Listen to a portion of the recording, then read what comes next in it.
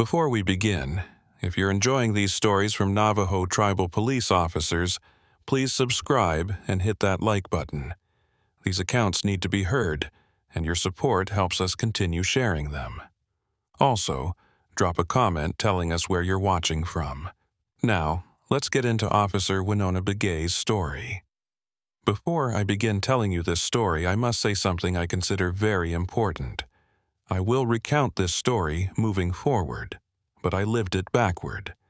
I believe this is the most accurate way to describe what happened to me in the year 2003. Perhaps it was 1971, or perhaps it is now. All the years are happening at once. I am Winona Begay, a Navajo Tribal Police officer stationed in Window Rock, Arizona, the capital of the Navajo Nation. At least I was, or I will be, because time doesn't flow as you imagine, and I had to learn this the hard way. It started on what I thought was a normal Tuesday morning, October 14th, 2003. I woke up in my apartment on the east side of Window Rock, made coffee, put on my uniform, checked my service weapon. Standard routine. I'd been doing this for 8 years, and the ritual was comforting in its predictability. But that morning, something felt off. I couldn't place it at first, just a sense of wrongness like a frequency only I could hear. I poured my coffee and watched its steam rise from the cup. Except the steam was moving wrong. Instead of rising and dissipating, it was condensing, pulling back down into the liquid. I blinked, looked again. Normal steam, rising like it should. I chalked it up to not enough sleep and headed to the station. The Navajo Nation Police Department headquarters in Window Rock is a modern building, all glass and territorial sandstone, sitting in the shadow of the sacred rock formation that gives the town its name. Tsegahudzani, the rock with a hole in it. A massive natural arch, like a window in the stone, looking out over the valley. I'd grown up looking at that rock. My grandmother used to tell me stories about it, about how the holy people had put it there as a reminder that we should always look through to the other side, see beyond the immediate, understand that there's always more than what's visible. That morning, the rock looked different. The light was wrong, or the angle, or something. The window seemed deeper than usual, like it was opening into a space that shouldn't exist. I shook it off and went inside.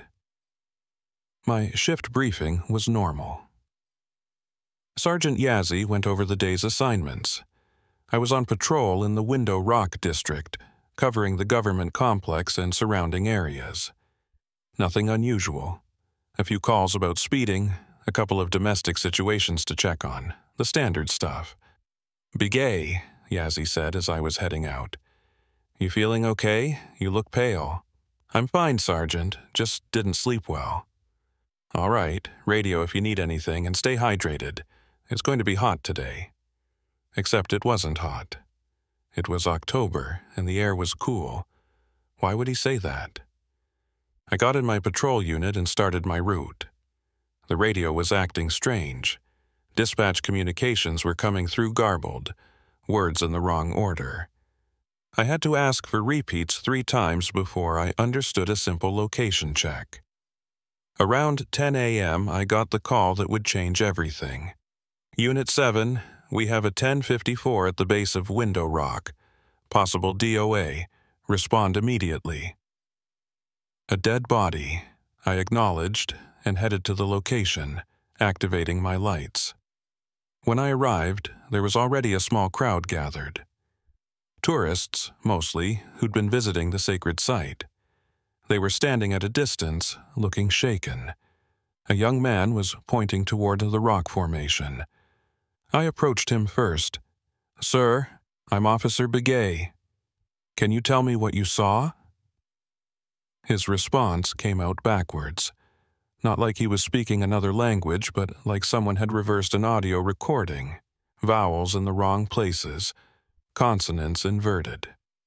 "Kekor eit red nu idoba sa erat." I stared at him. I'm sorry, can you repeat that? He looked confused and said it again, the same way. Backwards. I felt a chill run down my spine. I turned to another witness, an older woman. Ma'am, did you see what happened here? Ot declau a nate DNA kikor 8 morph lef ah backwards.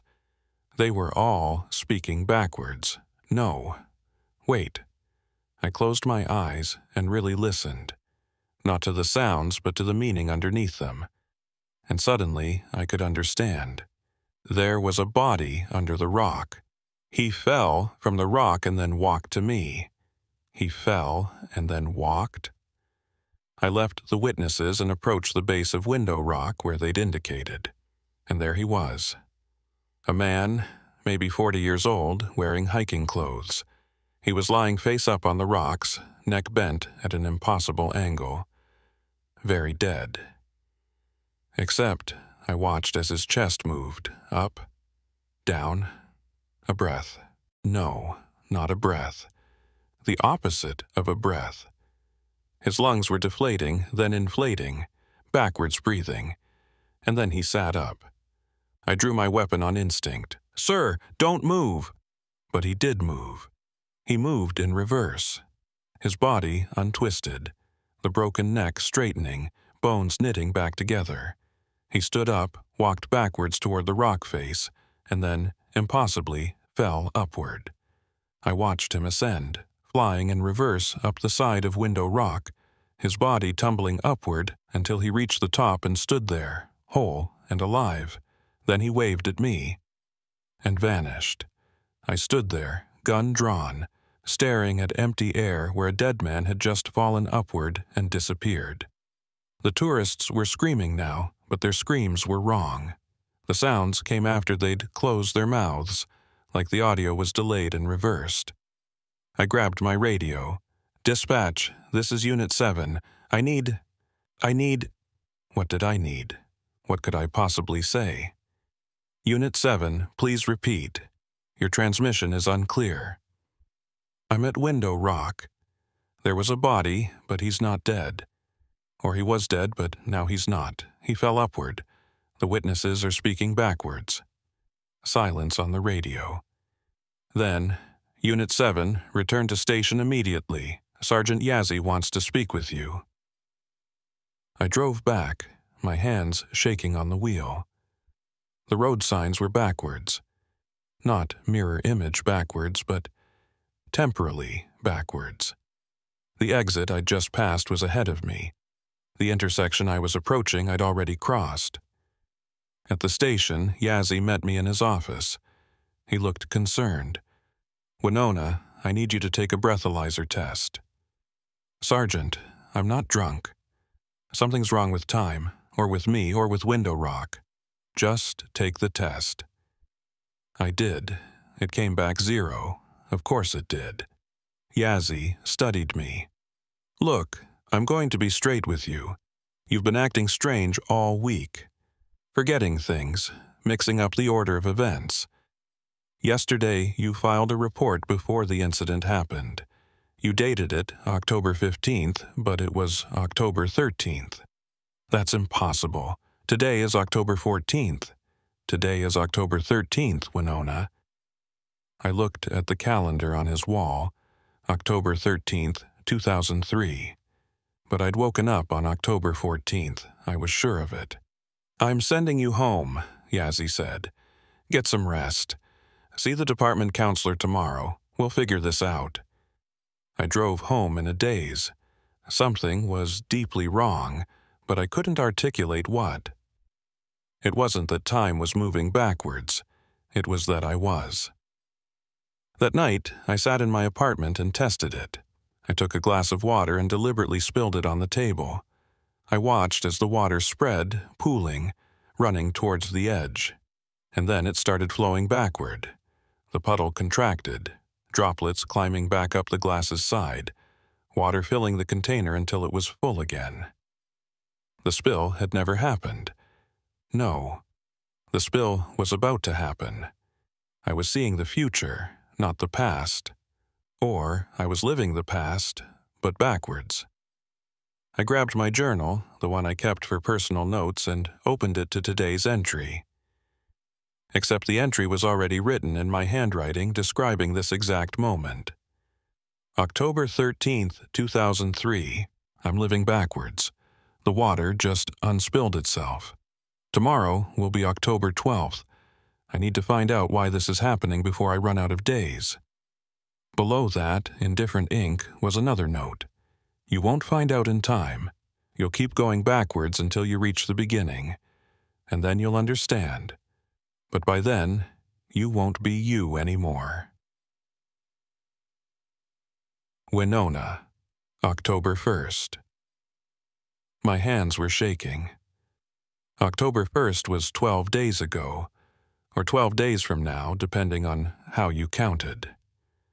I flipped backward through the journal.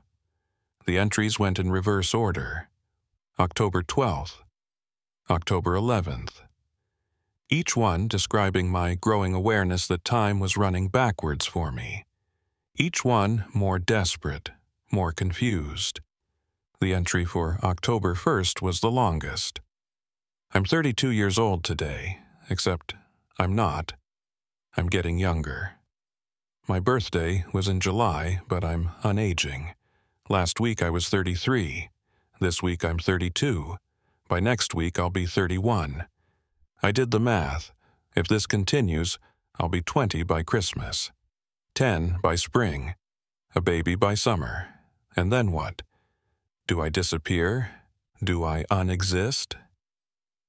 I went to Window Rock today, the sacred formation.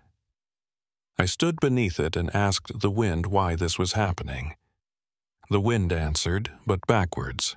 It said, "Mirror through look you when yourself see you." When you look through the mirror, you see yourself. The Window Rock. It wasn't just a natural formation. It was a mirror, a temporal mirror, and I'd looked through it. I don't remember when. Not yet. That memory was ahead of me, in my backwards timeline. But somehow I'd activated something. Some ancient mechanism or spiritual trap or cosmic anomaly centered on that sacred rock. I was living my life in reverse, and every day I woke up younger, with one less day of memories, moving inexorably backward toward my birth, and maybe beyond. I barely slept that night. Every time I closed my eyes, I felt time slipping wrong. Felt myself sliding backward through the hours. When I woke up, it was October 12th, 2003. No, it was October 12th again. I'd already lived this day, or I was about to live it, or I was unliving it. I got up and checked the mirror. I looked younger, not much, but enough to notice. The tiny lines around my eyes were gone. My skin was clearer. I looked like I had a year ago. My phone rang. I picked it up. "Ere tioi ere," the voice was backwards. "Who is this?" "Emre hui nasht." I concentrated, listening beneath the reversed sounds. "Can you hear me? Are you there?" "Yes. Who are you?" "Winona. I'm you. From October 1st. I'm calling to warn you. Don't try to stop it. You can't. Just document everything. Write it down. Because when you get to where I am, you'll need to remember. Remember what? Why we looked through the window. Why we started this. It was on purpose, Winona. We chose this. The line went dead. I sat there, the phone in my hand, trying to process. I'd called myself from the future, or from the past, from a point in my backwards journey that I hadn't reached yet, and I'd said I'd chosen this. Why would I choose to live my life in reverse? I went to work because I didn't know what else to do. Sergeant Yazzie looked at me strangely. "You're here? I thought I sent you home yesterday." "You did. This is today. Winona, yesterday was today. Today is yesterday. You need to see the counselor." But I couldn't explain that to him. Yesterday was tomorrow for me. Every day was the previous day. I was sliding backwards through the calendar, and soon I'd slide backwards through the years. I spent that day investigating. I went to the tribal library and researched window rock, looking for any legends about temporal anomalies or backwards time. I found a story from the 1890s. A medicine man had warned people not to look through the rock's window at sunset on certain days because you might see your own reflection coming from the other direction. And if you did, you'd swap places with it. Your past self would move forward while your present self moved backward. But why would anyone do that deliberately? I went to Window Rock that evening, as the sun was setting. I stood at the base and looked up at that massive natural arch, and I saw myself, standing at the top, looking down at me. But older, late 30s, maybe 40. The me I would have been in the forward timeline. I, waved, and then she jumped. She fell, but not down. She fell upward or inward, through the window in the rock. And as she disappeared into that impossible space, I felt something shift. A memory surfaced, not from my past, but from my future. From October 1st, when I'd stood at the top of Window Rock and made the choice. I'd seen something. In the forward timeline, in the future I was heading toward, something terrible was going to happen. A disaster, a tragedy, something that would devastate the Navajo Nation. And the only way to stop it was to go back, to live backwards through time until I reached the point where it could be prevented, to carry the knowledge of the future back to the past. But to do that, I had to give up my forward life. Had to sacrifice my linear existence and become something else, something that moved against the current of time. I'd chosen this, and now I was living with that choice one backwards day at a time. That night, I wrote everything in my journal, knowing that in a few days, which were actually past days for everyone else, I'd need these notes to understand what was happening. I went to sleep on October 12th. I woke up on October 11th, younger still, with fewer memories of the forward timeline and more memories of the backward one. The murder I'd investigated, the man who fell upward, I suddenly remembered it differently. I remembered chasing him, trying to stop him from jumping because I knew he was going to reverse fall up into the window. The investigation wasn't solving a death.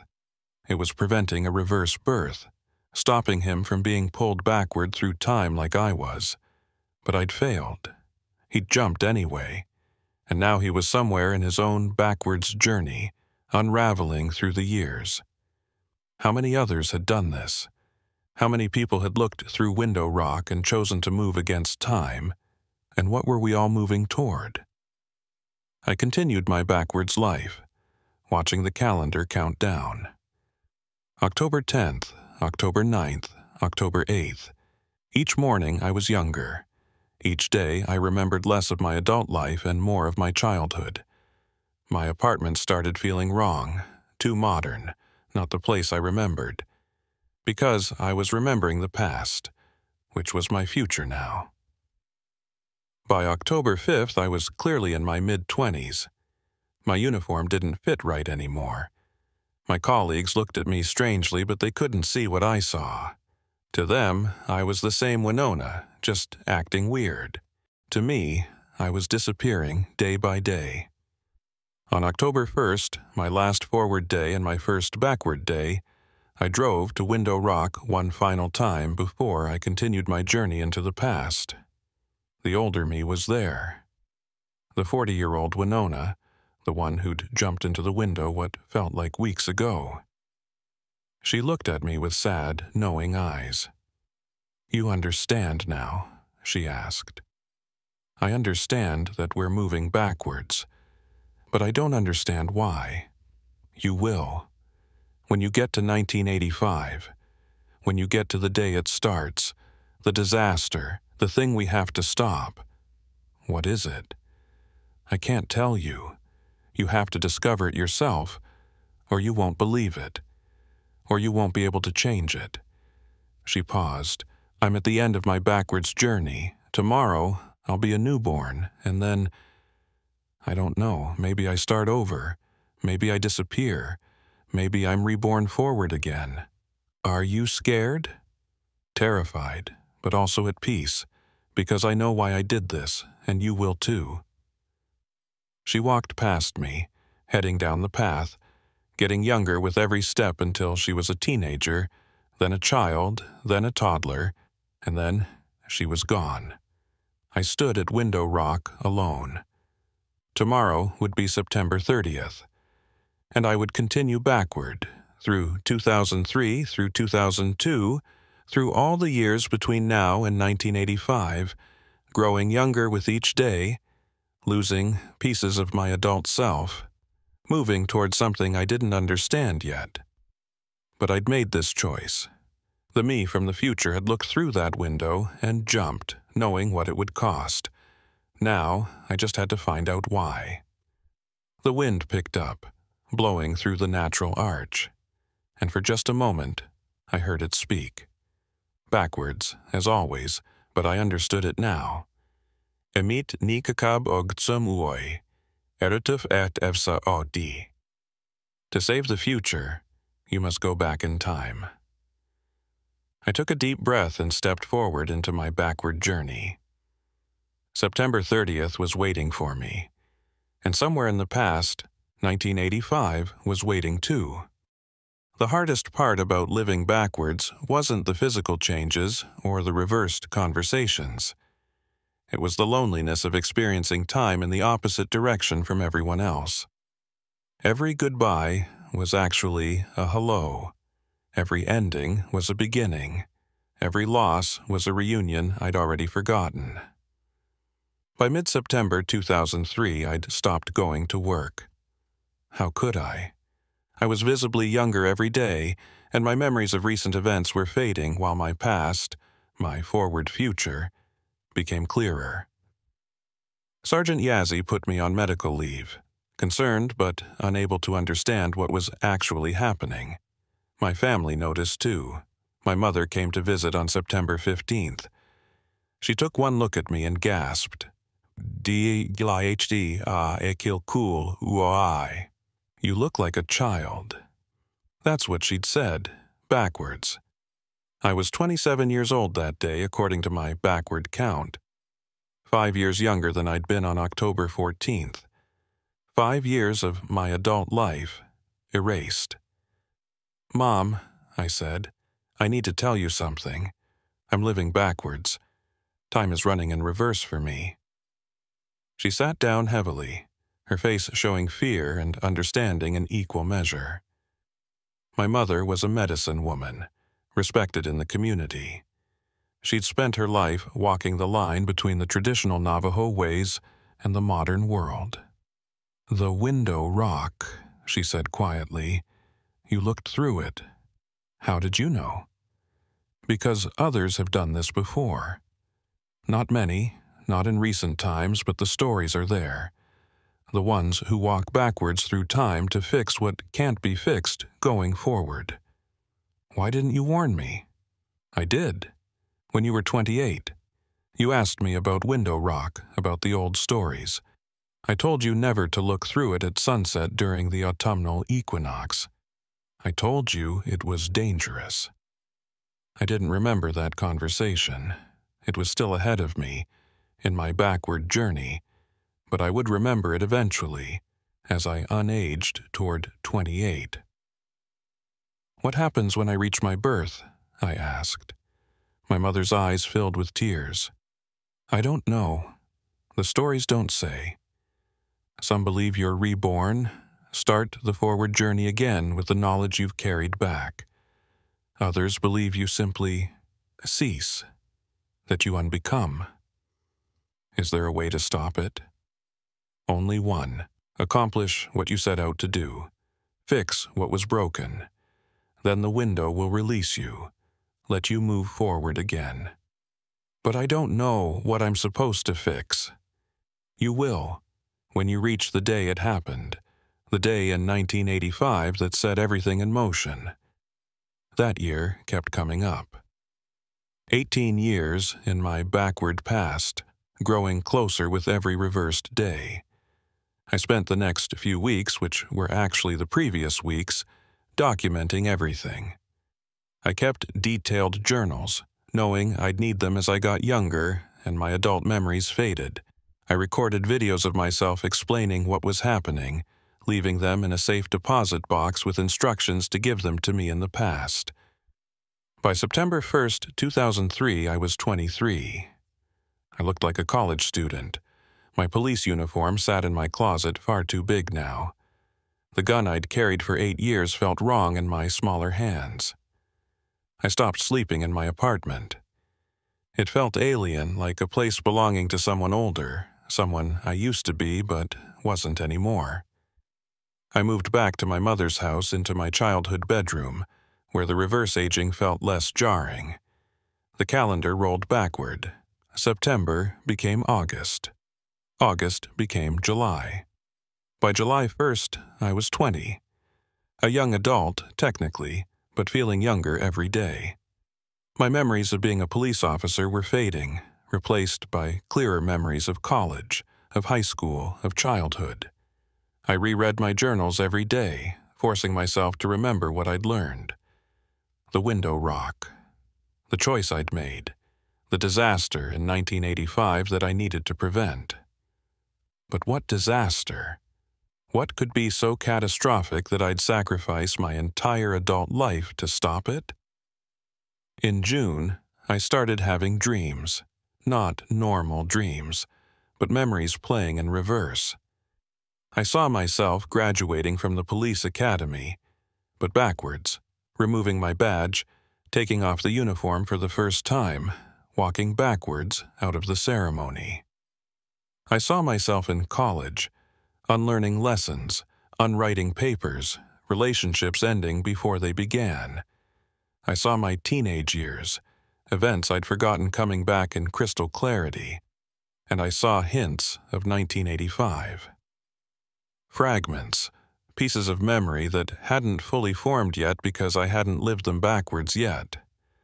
A fire, people screaming, something collapsing, and a decision I'd made, or would make, depending on perspective, that had set the disaster in motion. By May, I was 18, still legally an adult, but feeling like a teenager again. My mother watched over me carefully, treating me like the daughter I was becoming rather than the police officer I'd been.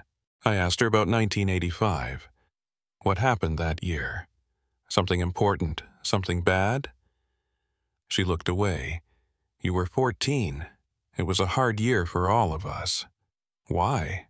You'll remember when you get there. And when you do, you'll understand why you chose this path. April. I was 17. The calendar showed 2003, but I was living 1989 again, emotionally and physically. High school memories dominated my thoughts. My police career felt like a dream, distant and unreal. March. 16. The physical changes were accelerating. I was losing height, my features softening, my voice rising in pitch. February 15, January 14.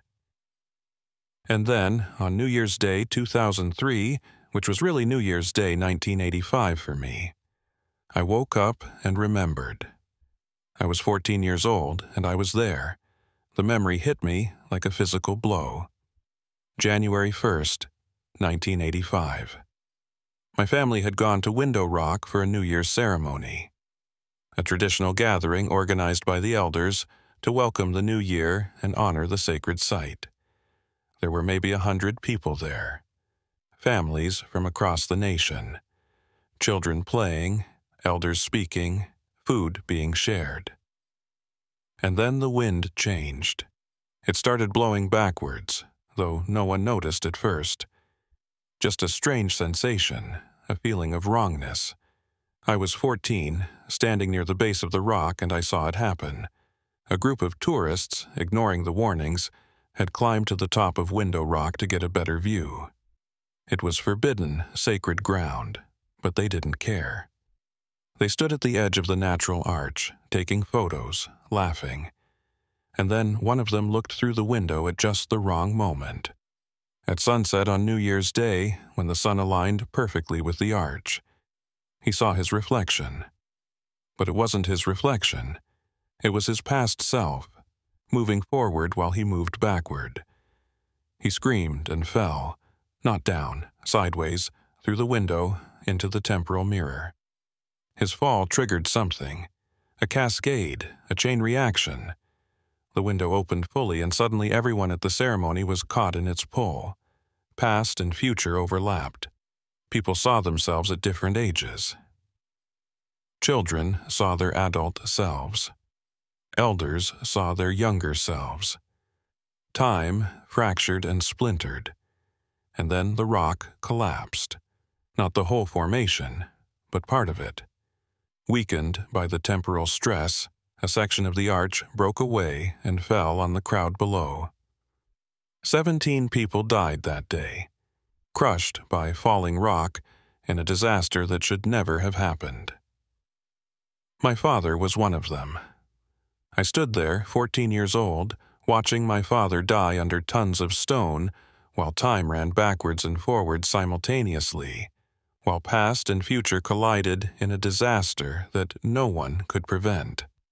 And in that moment of trauma and grief, something had changed in me.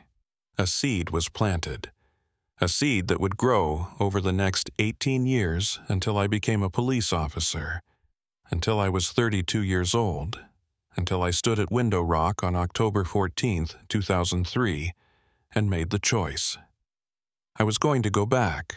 I was going to prevent the disaster. I was going to save my father. That was why I'd looked through the window.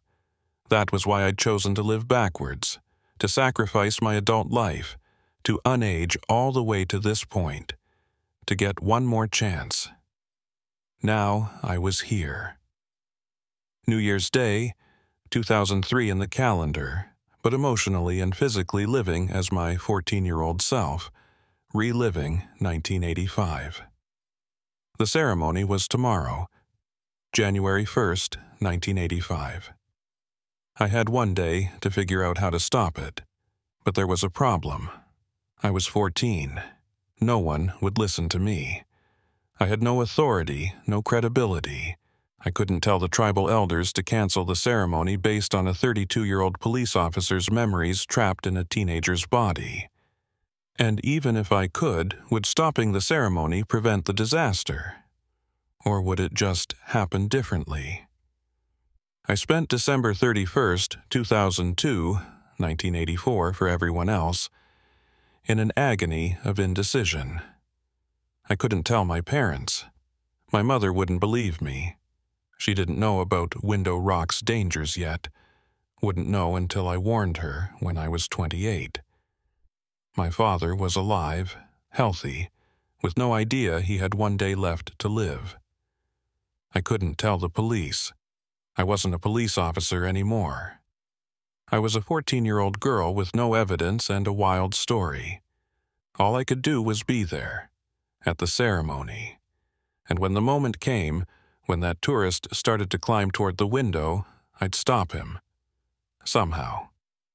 The ceremony began at sunset on January 1st, 1985. The whole community gathered at Window Rock, just like I remembered. Exactly like I remembered, because I'd lived this day before, 18 years ago, in my original timeline. I watched it all unfold with the eerie sensation of déjà vu. I knew what everyone was going to say before they said it. Knew where everyone would stand. Knew exactly when the tourists would arrive. They came just after the sun touched the horizon. 5 of them. White tourists with expensive cameras ignoring the signs that marked Window Rock as sacred ground. They started climbing. I ran toward them. "Stop! You can't go up there!" They laughed. A teenage Indian girl telling them what to do? Not likely. "It's dangerous," I shouted. "The rock will collapse." "The rock's been here for thousands of years, sweetheart. It's not going anywhere." They kept climbing. I tried to follow them, but I was too small, too young. too weak. My 14-year-old body couldn't make the climb that my adult self had made easily. I ran to find an elder, someone with authority. But by the time I found Tom Begay, the chairman, and dragged him back, it was too late. The tourists had reached the top. They were standing at the window taking photos, and then one of them turned, looked through the arch at exactly the wrong angle, at exactly the wrong moment as the sun aligned. He saw himself. He screamed. He fell through. The temporal cascade began. I felt it happen. Time split, fractured, ran forwards and backwards simultaneously. Past and future collided. The window rock became a mirror showing all moments at once, and the rock began to crack. "Run!" I screamed. "Everyone run! It's going to collapse!" But no one moved fast enough. Time was moving wrong. People were seeing their own pasts and futures. Confusion reigned. The rock fell. 17 people died, including my father. I'd failed. I'd come all this way, sacrificed 18 years of my life, unaged through my entire adulthood, and I'd failed to change anything. The disaster happened exactly as it had before. I stood in the aftermath, 14 years old, covered in dust and tears, watching them pull bodies from the rubble. And then I felt it. The window rock, broken now but still active, still pulling at time. I felt myself being pulled back, further back, into my childhood, toward my birth, toward the beginning, because I hadn't fixed it. The loop wasn't complete.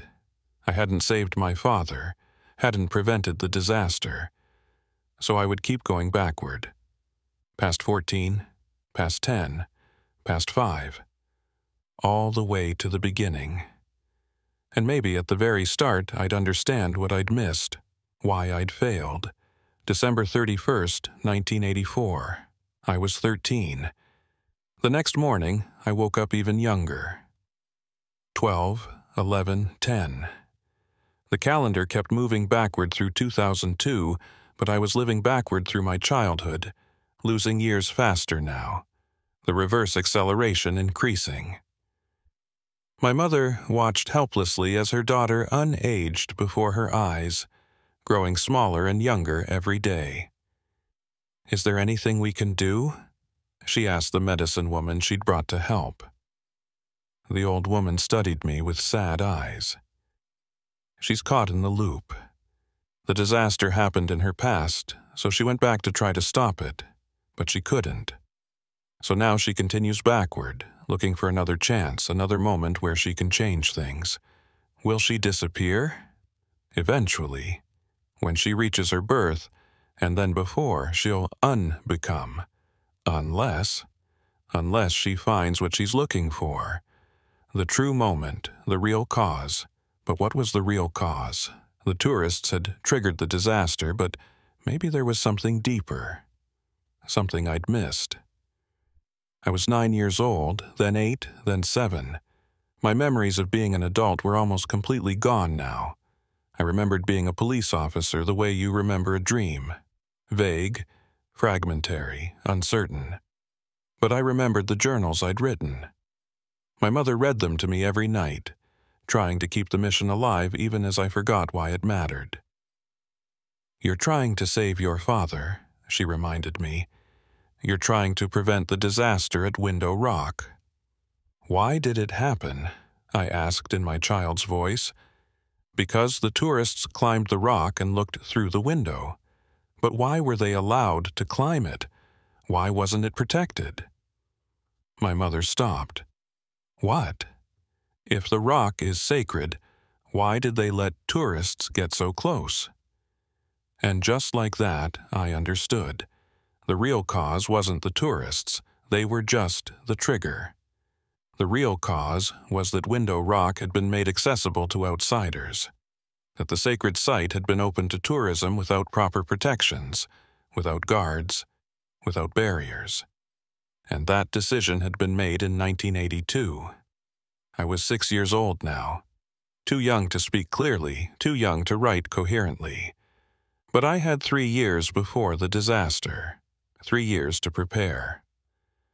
My mother understood. She contacted the tribal council, armed with the knowledge from my journals. She argued for protections at Window Rock, barriers, guards, restricted access during ceremonial times. The council debated. Some agreed, others argued that limiting access would hurt tourism revenue. The decision hung in the balance. I was 5 years old, then 4, then 3. The calendar showed 2001, but I was living 1973, 1972, 1971. I was running out of time. Literally running out of years. And then, on a day when I was 3 years old, the tribal council voted. Window Rock would be protected. Sacred ceremonies would be restricted to tribal members only. Barriers would be erected to prevent climbing. The resolution passed by a single vote. Had it been enough? Had we changed the timeline? I couldn't know. I was 3 years old, barely able to understand what was happening. I kept aging backward. 2 years old. 1. My mother held me, singing traditional lullabies as I became a baby in her arms. "You did it," she whispered. "You saved him. The disaster won't happen now. You can rest." I couldn't speak anymore. I could barely think. I was an infant, then a newborn, and then... I woke up on October 14th, 2003. I was 32 years old, in my apartment in Window Rock, my alarm clock blaring.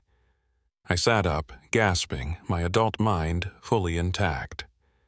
Had it been a dream? A hallucination?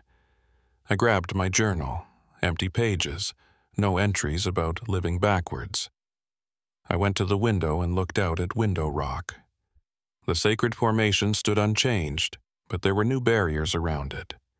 Guardrails, warning signs, a security fence. I'd never seen those before. They hadn't been there yesterday, or had they always been there? I drove to work, my mind reeling. At the station, everything seemed normal. Sergeant Yazzie gave me my assignment for the day. Quiet morning, just routine patrol. "Hey, your father called, said he's coming to visit next week." I froze. "My father?" "Yeah, said he's driving up from Phoenix. You okay, Big A? You look like you've seen a ghost." My father. Alive. Retired and living in Phoenix. He hadn't died in 1985. The disaster had never happened.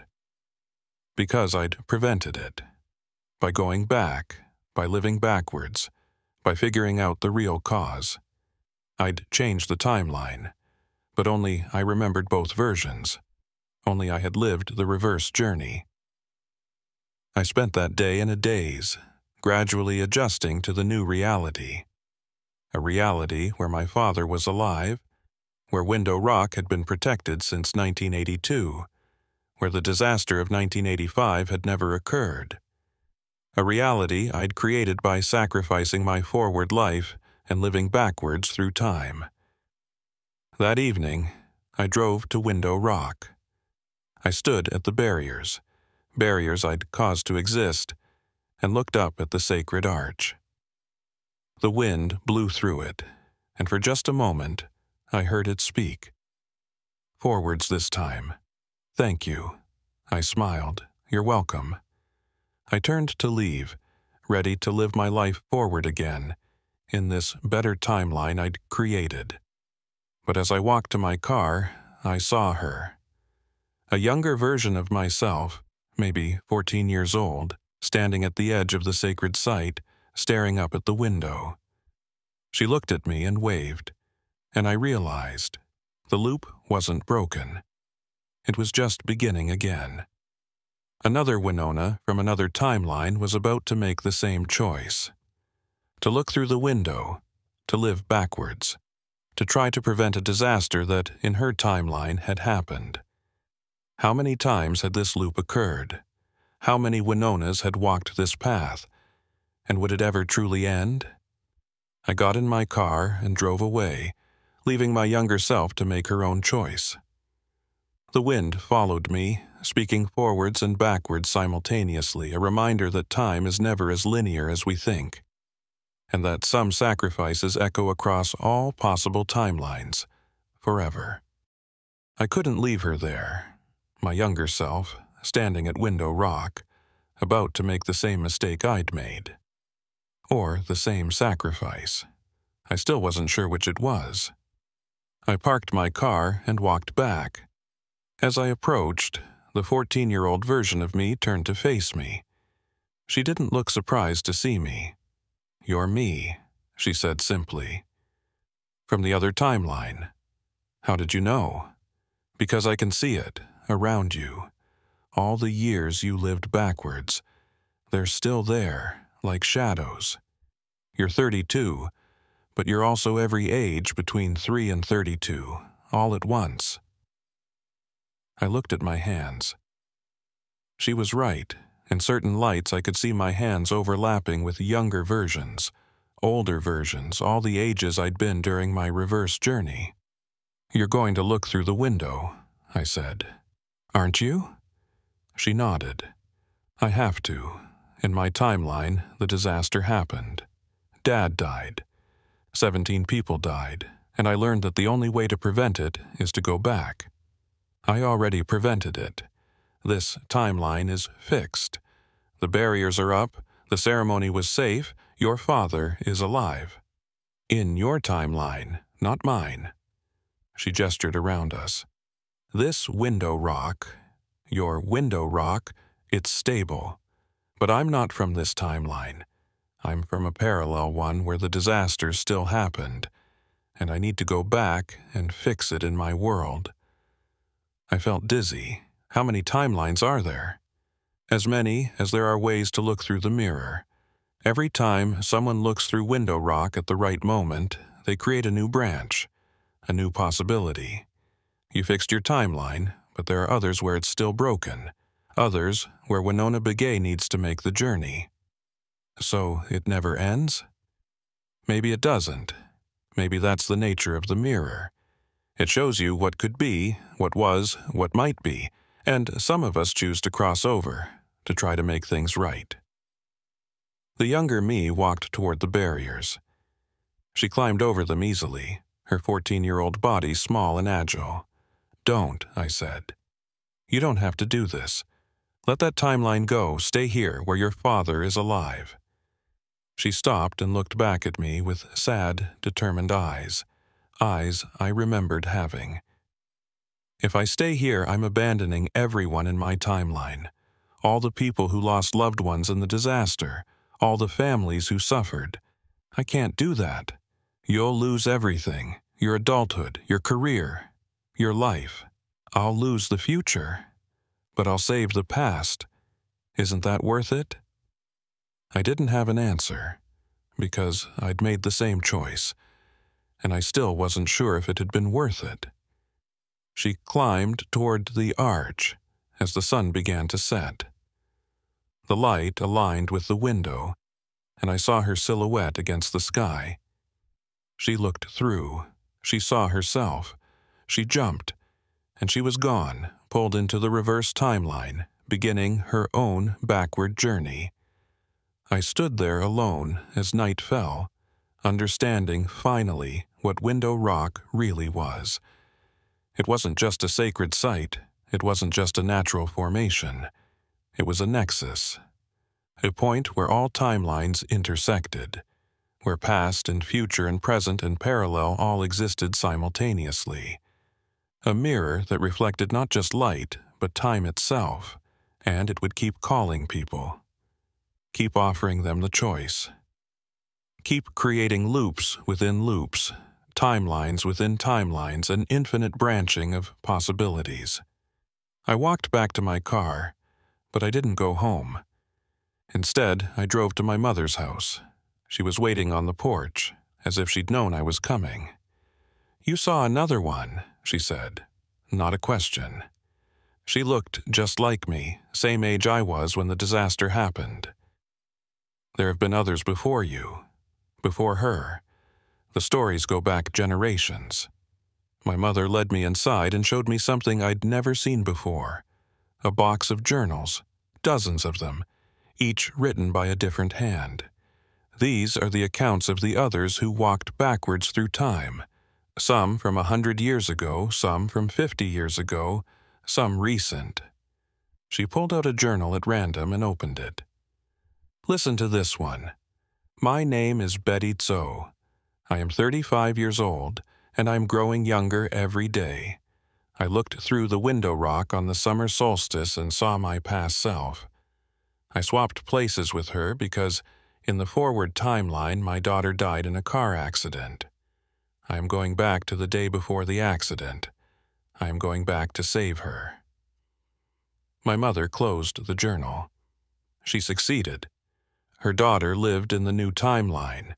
But Betty continued backwards until she unbecame. She left these journals so we would know, so we would understand. I picked up another journal. This one was dated 1924. I am John Yazzie. I am 28 years old and becoming younger. I looked through the window to prevent the influenza epidemic that killed half my village. I'm going back to the spring of 1918 when it began. I will warn them. I will save them. And another, from 1956, my name is Alice Benally. I am 42 and unaging. I am going back to stop the uranium mining before it poisons our land and our people. Dozens of journals, dozens of people who'd made the same choice, who'd sacrificed their forward lives to fix something in the past. Did they all succeed? I asked. In their own timelines, yes. They created better versions of reality. But it doesn't change all the timelines, just the ones they create through their journey. So, there are still timelines where the disasters happened. Yes. And there are still people in those timelines who will look through the window and make the journey backwards. It's an infinite loop. Each person fixes their timeline but creates the possibility for someone else to need to fix theirs. I felt the weight of it crushing down on me. How do we stop it? How do we close the window? My mother shook her head. I don't think we can, and I'm not sure we should. The window serves a purpose. It gives people a chance to make things right, to sacrifice themselves for the greater good. That's not a curse. That's a gift that costs everything. Yes, but some things are worth everything. We sat in silence for a long time, surrounded by the journals of the backwards walkers, the timeline's fixers, the people who'd loved enough to unbecome. Finally, I asked the question that had been haunting me. What happened when I reached my birth? In the original journey, I remember being a baby, becoming a newborn, and then I woke up on October 14th again. What happened in between? My mother looked at me with ancient eyes. You were reborn. When you reached the moment before your birth, the loop completed. You'd fixed the timeline, prevented the disaster, and the window released you. You were born again into the new timeline you'd created, with no memory of the journey, but with the benefits of the fixed past. But I remember all of it. Because you looked at another version of yourself making the same journey. That triggered your memories, showed you what you'd done, what you'd sacrificed. So, the me that was born in this timeline is a different me than the one who made the journey? Yes and no. You're the same consciousness, the same soul, but you've lived two versions of your life now. The forward one where the disaster happened, and the backward one where you prevented it. Both are real. Both are you. My head hurt, trying to comprehend it. Am I going to have to do it again? Is this going to keep happening? Not to you. You've completed your loop, but others will make the journey. Other Winonas from other timelines, and you'll see them from time to time, standing at Window Rock, making their choice. Should I try to stop them?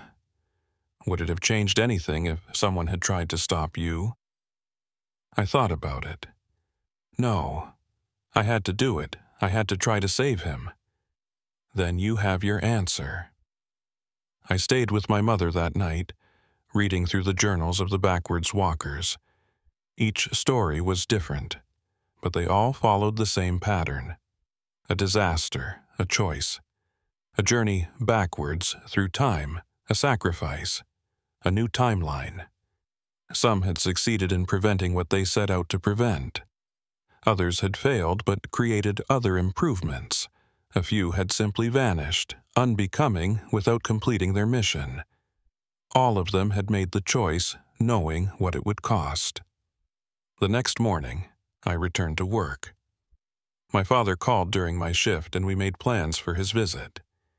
Hearing his voice, knowing he was alive, made the sacrifice worth it. But the question lingered. Was this timeline more real than the one where he died? Or were they both equally real, existing in parallel, branching possibilities? I didn't have an answer. Over the following weeks, I saw more of them. More versions of myself from other timelines, standing at Window Rock, looking through the mirror, making the choice. Some were police officers like me, some were teenagers, some were old women at the end of their lives, choosing to go back one last time to fix one last thing. Each time I saw one, I understood a little more. Window Rock wasn't just a place, it was a mechanism. A temporal engine that ran on sacrifice, powered by love, fueled by the human desire to make things right. And it would run forever, across all timelines, all possibilities, all versions of reality where someone loved enough to give up everything. I started adding my own journal to the collection, not for other versions of me, but for whoever came next. Whoever looked through the window and needed to understand what they were about to undertake. I wrote about the backwards journey, about the unaging, about watching yourself disappear day by day, about the loneliness of moving through time in the opposite direction from everyone else. But I also wrote about the why, about the father I'd saved, about the 17 lives that were never lost, about the better timeline I'd created. And I wrote this. If you're reading this, you've already made the choice, or you're about to. You've seen the window rock. You've seen your reflection moving in the opposite direction. And you're wondering if it's worth it. I can't answer that for you. Only you know what you're trying to save, what you're trying to fix. Only you know if the sacrifice is worth the price. But I can tell you this, you're not alone. Dozens of us have walked backwards before you. Dozens more will walk backwards after you. We are the timekeepers, the history fixers, the ones who love enough to unbecome. And in every timeline we create, in every disaster we prevent, in every life we save, we live on. Not as individuals, but as the act of sacrifice itself. We are the wind that speaks backwards. We are the mirror in the rock. We are the reason some tragedies never happen.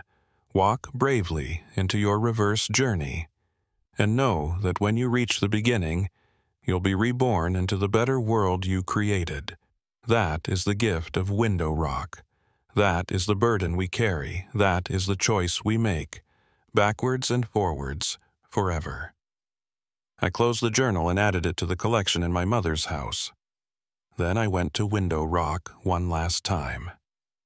I stood at the barriers and looked up at the sacred arch, the natural window in the stone.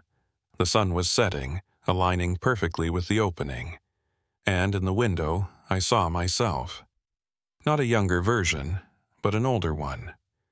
60 years old, maybe 70, with white hair and lined face. She waved at me, and I understood. This wasn't the end of the journey. It was just one point in an infinite loop. I would keep living forward, keep serving, keep protecting. And someday, when I was old, I would make the choice again. would look through the window and walk backwards one more time to fix something else. The loop within the loop within the loop. Forever. The wind blew through window rock, speaking forwards and backwards simultaneously, and I heard its message clearly. Time is not a line, it's a circle. And we who walk backwards are completing the circle, closing the loop, making the past and future meet. This is our purpose. This is our gift. This is our burden. Accept it and be free. I walked back to my car, leaving the window behind but carrying its gift with me. I was Officer Winona Begay, Navajo Tribal Police, 32 years old. I had lived backwards through time to save my father, and someday I would do it again. Because that's what the wind that speaks backwards teaches us. Love is worth the sacrifice. Time is not our enemy. And some gifts can only be given by going back to the beginning and starting over. I drove home under the stars, the window rock standing eternal behind me, waiting for the next person who would love enough to unbecome. The mirror was always open. The choice was always there. And somewhere, in another timeline, another Winona was just beginning her backwards journey. May she walk bravely. May she find what she's looking for. May she be reborn into the better world she creates, as we all are, as we all will be forever. 27 years passed in the forward timeline. I lived them normally, linearly, aging one day at a time like everyone else. I continued my work as a tribal police officer, earned my sergeant's stripes, eventually became a lieutenant. The uniform changed, the equipment upgraded, but the mission remained the same: protect and serve the Navajo Nation. I married in 2007. His name was Thomas Nez, a teacher at the Window Rock High School. He taught Navajo language and history, working to preserve what colonization had tried to erase.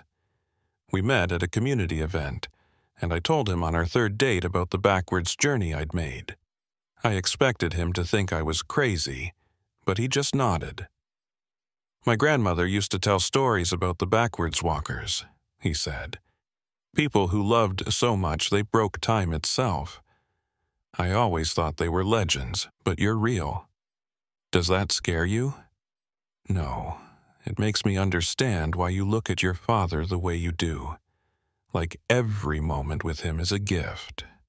We had 3 children: Emma, born in 2008, Jacob in 2010, and Winona, named after me, in 2013. I watched them grow, treasuring every milestone, every scraped knee, every parent-teacher conference. Because I knew what it cost to have this life. I knew that in another timeline these children didn't exist. My father attended my wedding. He walked me down the aisle, alive and healthy because I'd gone backwards and saved him. His hands shook with age now, but his grip was firm as he placed my hand in Thomas's. He whispered in Navajo, "You gave me this day, daughter. You gave me everything." He became a grandfather to my children, the kind of grandfather who had infinite patience for their questions and infinite pockets full of hard candies. He taught them the old stories, the traditional ways, things I'd been too young to appreciate when I first heard them. When he held baby Winona for the first time, he looked at me with knowing eyes. She has your determination, your strength. I hope she never has to sacrifice what you sacrificed. Me too, Dad. Me too. He grew old gracefully, his hair turning white, his steps slowing, but his mind sharp until the end. He passed away peacefully in his sleep in 2019, at 86 years old. We buried him in the traditional way, and I stood at his grave knowing that in the original timeline, he'd been dead since 1985. I had given him 34 extra years of life. It was worth it. The tragedy at Window Rock never happened in this timeline. The 17 people who'd died in the original timeline lived full lives. I saw them around town, the ones who would have been crushed by falling rock. They had families now, careers, grandchildren. They had no idea they'd been saved by a woman who'd chosen to unbecome. But I knew, and I carried that knowledge like a sacred trust. Every year, on October 14th, the day I'd first noticed time running backwards, I visited Window Rock. I left offerings at the sacred site, corn pollen, turquoise, prayers, thanking the window for the gift it had given me, honoring the sacrifice I'd made. And every year, without fail, I saw them. Other backwards walkers, other versions of people from other timelines standing at the rock, making their choice. Sometimes they looked like me, different ages, different versions of Winona Begay choosing to fix different disasters. Sometimes they were other people entirely, other officers, other mothers and fathers and children who'd learned about Window Rock's gift and were willing to pay its price. I never tried to stop them anymore. I understood now. This was the purpose of Window Rock. This was why the sacred site existed, why the holy people had placed it here at the junction of the physical and temporal worlds. It wasn't just a natural formation. It was a gift, a mercy, a way to fix what couldn't be fixed going forward. A safety valve built into the fabric of time itself, allowing those with enough love and courage to go back and make things right. But mercy always comes at a price, and I was about to learn what that price would ultimately be.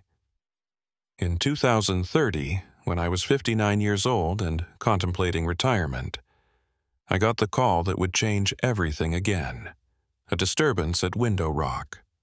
Someone had breached the barriers, the very barriers that existed because of my backwards journey, and was attempting to climb to the arch. I responded personally. After all these years, Window Rock was still my responsibility, my sacred trust. When I arrived, I saw her immediately. She was 70 years old, maybe older, with white hair pulled back in a traditional bun. Her face was lined with decades of living, but her eyes were sharp, alert, familiar. She wore civilian clothes, but carried herself with the bearing of someone who'd spent a lifetime in uniform. I recognized her instantly, because I'd seen her before. In the window, 27 years ago, waving at my younger self. She was me. The future version I'd glimpsed that day, now here in the present, about to make the choice I'd made almost 3 decades earlier. I approached slowly, my hand near my weapon out of habit, though I knew I wouldn't use it. "How do you arrest yourself?" "Officer Begay," she said, using my maiden name. Her voice was my voice, aged by years of use. Or should I say, Lieutenant Nez now. "You're me," I said simply. "From the future." From a future, one of many possible futures. In my timeline, your timeline diverged from mine in 2031. Something different happened. Something terrible. She looked past me at the sacred rock formation. And I'm going back to prevent it. What happened? She studied me for a long moment, as if deciding what to tell me. In my timeline, in 2045, there was a nuclear accident. A private company had built a small reactor facility just off the nation's eastern border, supposedly to provide power to surrounding communities. They cut corners, ignored safety protocols, falsified inspection reports. I felt my stomach drop. How bad? Catastrophic. The reactor melted down on August 3, 2045. The wind was blowing west that day, straight across the Navajo Nation. Thousands died in the initial radiation burst. Tens of thousands more got sick. The land was poisoned, water supplies contaminated. Livestock had to be destroyed. Crops couldn't be grown. She paused, her voice breaking slightly. "Our children, Winona. Emma's children. Jacob's children. Little Winona's children. All of them exposed, all of them sick. Some died quickly. Others lingered for years, wasting away from radiation poisoning. I watched my grandchildren die, one by one, while the federal government argued about jurisdiction and responsibility and cleanup costs. Tears were streaming down my face. My babies, my grandbabies who didn't exist yet in my timeline. The nation tried to evacuate, she continued. But where could we go? This is our land, our home. The 4 sacred mountains bound us to this place. We couldn't just leave. So we stayed and we suffered, and we watched our people die. And you're going back to prevent the facility from being built? Yes. The approval process started in 2018. I'm going back to that year, to the day the Tribal Council first heard the proposal. I'm going to stop it. I'm going to make sure they understand the danger, that they reject the plan completely. But you'll have to live backwards through everything. Through your 70s, 60s, 50s. You'll lose all those years. You'll lose your memories of your children, your grandchildren, your life. I know. Her voice was steady now, resolved. I've lived this life, Winona. All 73 years of it. The career, the family, the joys and sorrows. And I'm about to give it all up, unlive it all, to prevent a disaster that hasn't happened yet in your timeline. What about your Thomas? Your version of him. He died in 2042, lung cancer from the radiation. She wiped her eyes. I'll get to see him again when I'm walking backwards. Get to say goodbye properly, or hello from his perspective. Time is strange that way. I looked at this older version of myself, weathered, determined, still carrying the same sense of duty that had defined my life. Our life. Does it work? I asked. Do you succeed? I don't know. I haven't made the journey yet, but I have to try. Just like you tried. Just like all the others tried. That's what we do. We're police officers. We protect people. And if that means walking backwards through time, unbecoming ourselves year by year, then that's what we do. I realized then what Window Rock had been preparing me for all along. Why I'd been allowed to keep my memories of the backwards journey when I could have been reborn without them. Why I'd been shown other walkers over the years. This wasn't the end. This was the next beginning. Come with me, I said. You've got a few hours before sunset. Let me show you something. I took her to my mother's house. Mom was 87 now, still sharp as ever, still the keeper of the backwards walker's secrets. When she saw the older me walk through her door, she smiled. Another one, she said softly. Welcome home, daughter. I showed my future self the collection of journals, which had grown significantly over the years. There were hundreds now, accounts from backwards walkers spanning 2 centuries, each one a story of sacrifice, of love powerful enough to break time. I've read them all, the older me said. In my timeline, I wanted to understand what I was about to do, to know I wasn't alone. You're not alone. You never will be. I pulled out my own journal, the one I'd written after my backwards journey. I want you to read this, my account, so you'll know what to expect. She read it silently, tears falling onto the pages. When she finished, she looked up at me. You saved 17 people. I'm trying to save thousands, but the cost is the same, everything.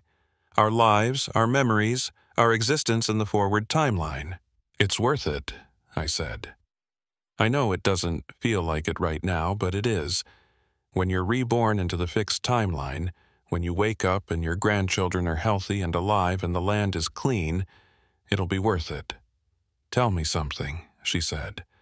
When you were walking backwards, when you were getting younger every day, losing your memories of being an adult, were you afraid?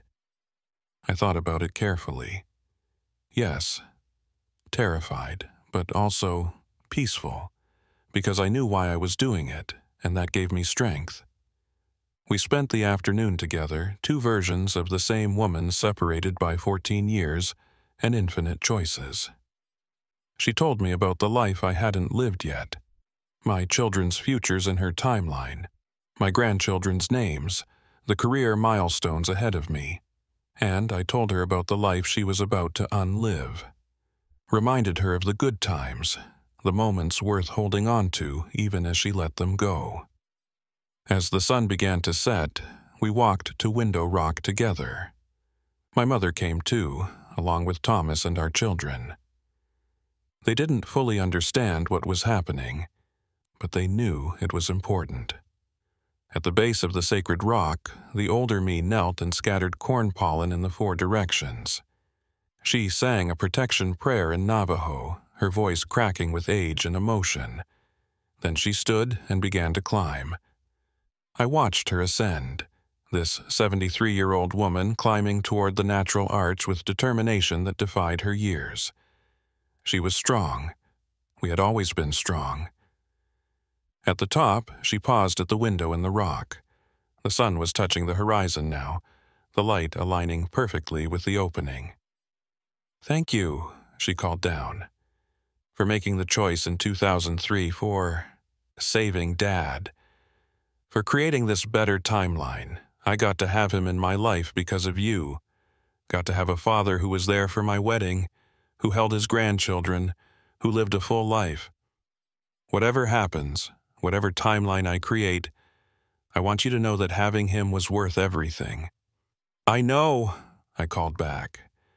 "And thank you for what you're about to do, for saving our grandchildren, for protecting the land, for doing what needs to be done." She smiled, and even from a distance, I could see the peace in her expression.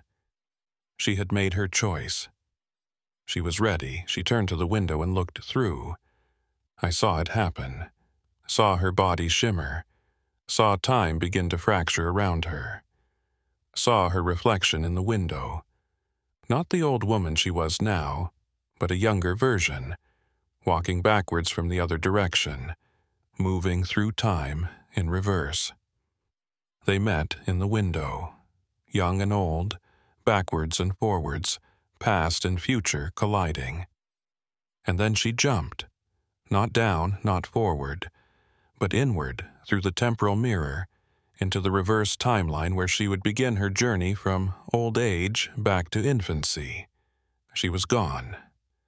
I stood there with my family, watching the empty arch as the sun dipped below the horizon. Thomas put his arm around me. "Is she going to be okay?"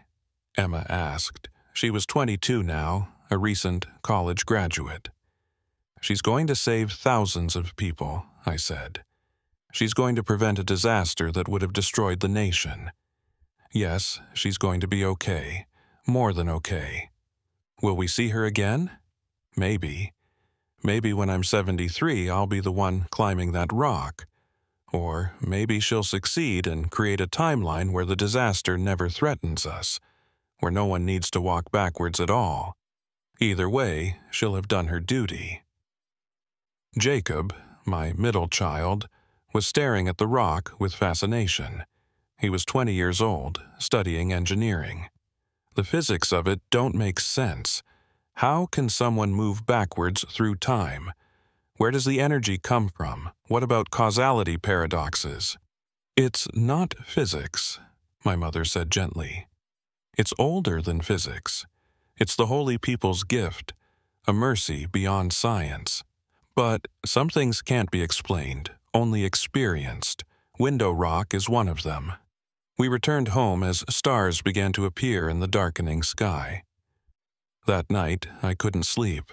I kept thinking about my future self, now somewhere in the reverse timeline, living backwards through 2045, 2044, 2043, getting younger with each day. Would she succeed? Would the nuclear facility be prevented? Or would she, like I had initially, fail to change things and continue backwards, searching for another way, another moment where she could make a difference. I went to my desk and pulled out my journal. I'd kept writing in it over the years, documenting not just my backwards journey but also the life I'd lived since, the children I'd raised, the cases I'd solved, the community I'd served. Now I added a new entry. October 15th, 2030. I met myself today, my 73-year-old self, from a timeline where nuclear disaster destroys the nation. She's gone back to prevent it, walking the backwards path I walked 27 years ago. Watching her climb Window Rock, I understood something I hadn't fully grasped before. The backwards journey isn't a curse or even just a sacrifice. It's an act of faith. Faith that love can overcome entropy. Faith that time can be changed. Faith that one person's sacrifice can create ripples that save thousands. I don't know if she'll succeed, but I know she'll try with everything she has, because that's what we do. That's who we are. We are the backwards walkers, the time fixers, the ones who love enough to unbecome. And we will keep walking, keep sacrificing, keep fixing across infinite timelines and infinite possibilities until every version of reality is as good as we can make it. That is our gift. That is our burden. That is our purpose. The years continued. I watched my children grow into adults, get married, have children of their own. My first grandchild was born in 2031, Emma's daughter, who she named Margaret after my mother. And in 2045, the year the nuclear disaster should have happened in my older self's timeline, nothing happened. No reactor facility existed near the nation's border. The proposal had been rejected back in 2018 by an unusually passionate tribal council vote. Had she succeeded? Had my older self managed to prevent it? I like to think so.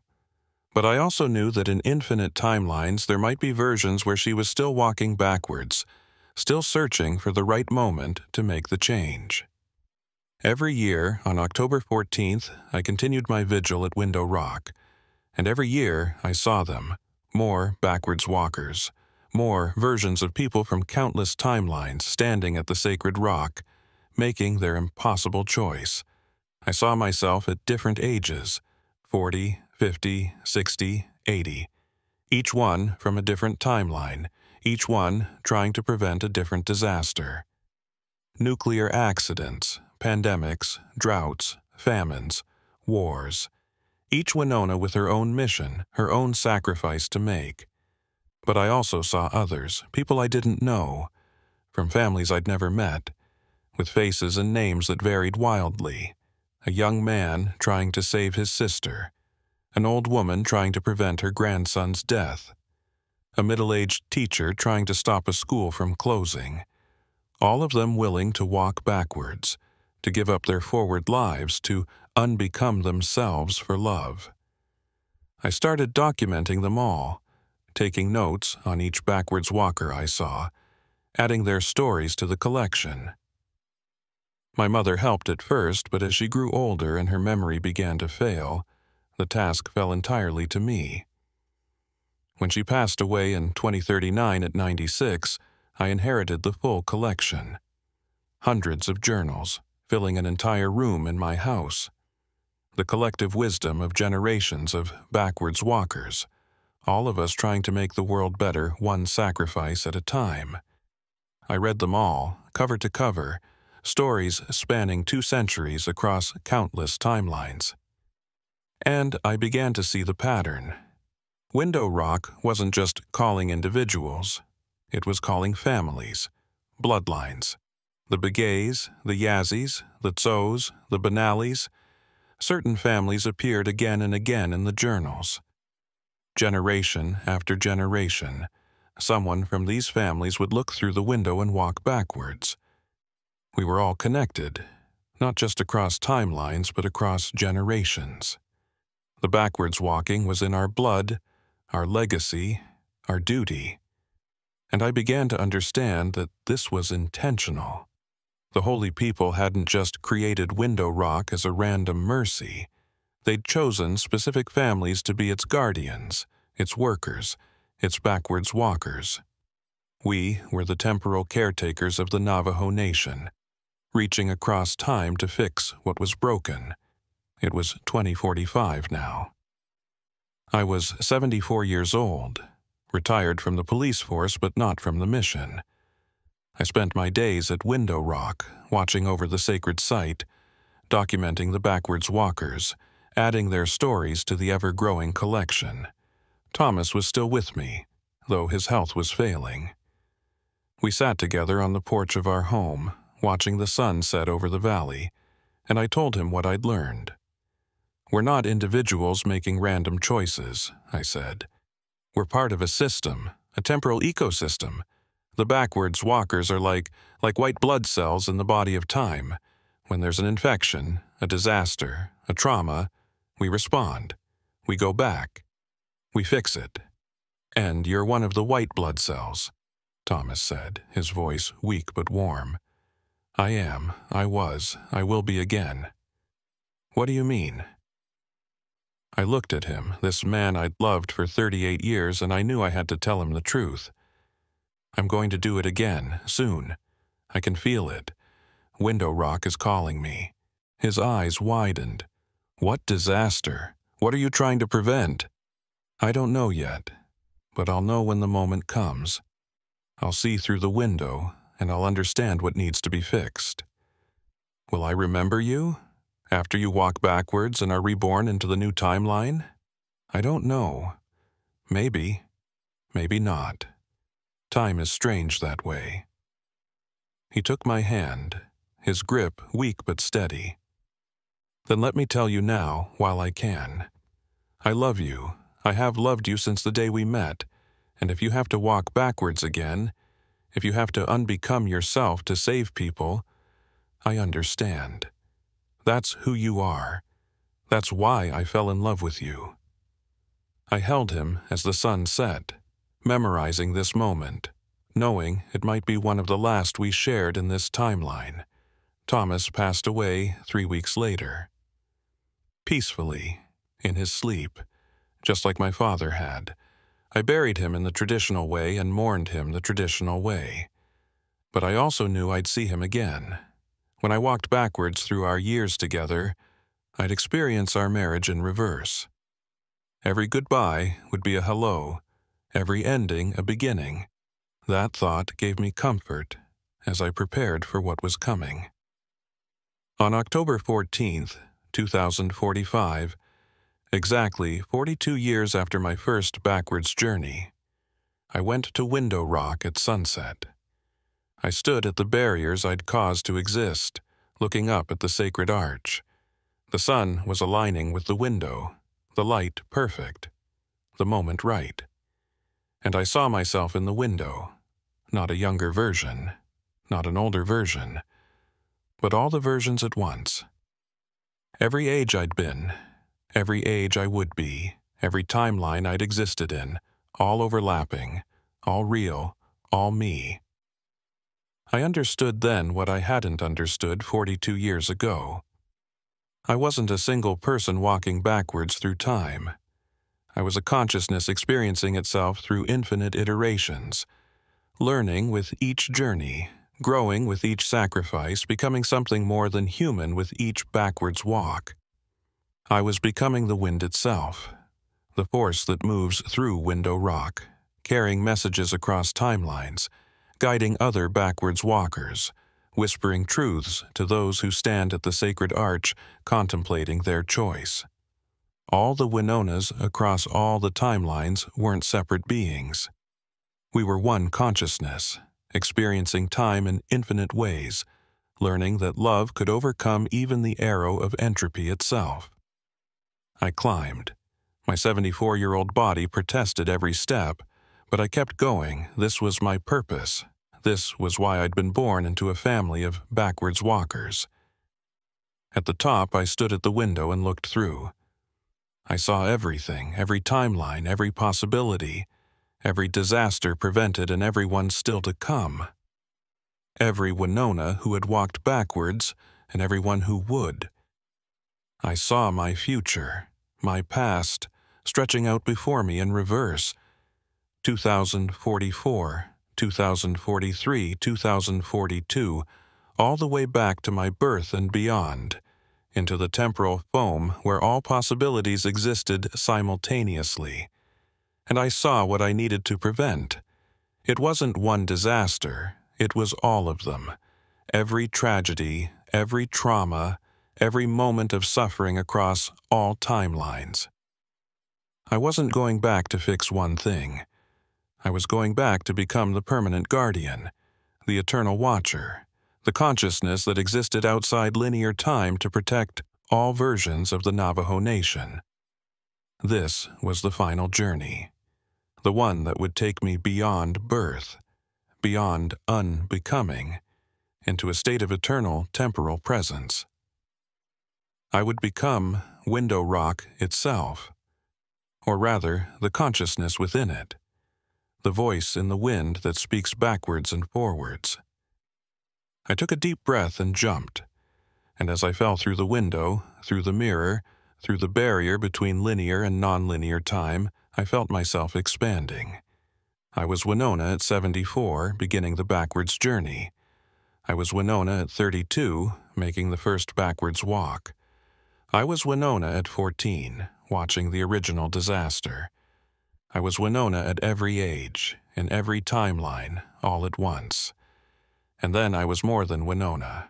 I was the wind that speaks backwards and forwards, the wind that moves through Window Rock, carrying knowledge across time, the wind that whispers to each person who stands at the sacred arch, contemplating the impossible choice.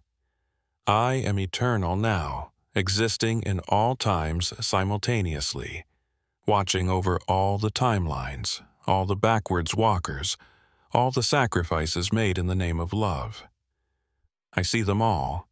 The young man saving his sister, the old woman preventing her grandson's death, the police officer stopping a nuclear disaster, the teacher preserving a school, all of them giving up their forward lives to fix what was broken. And I guide them. I whisper to them. I show them the path, because I am the path. I am the wind that speaks backwards. I am Window Rock's eternal guardian. I am Winona Begay, who loved enough to transcend time itself.